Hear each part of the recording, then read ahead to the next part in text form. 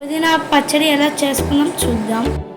బాండీలో నూనె వేసుకొని పచ్చిమిర్చి పల్లీలు బాగా ఫ్రై చేసుకొని ఇందాక తీసుకున్న పల్లీలు పచ్చిమిర్చి మిక్సీ పట్టండి.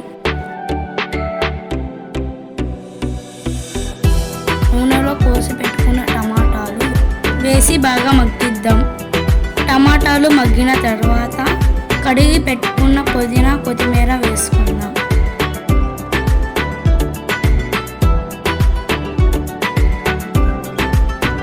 ఈ రెండు బాగా మగ్గినాక మిక్సీ పట్టండి. మిక్సీ పట్టే ముందు కొంచెం ఉప్పు ధనియాలు యాడ్ చేసుకోవాలి.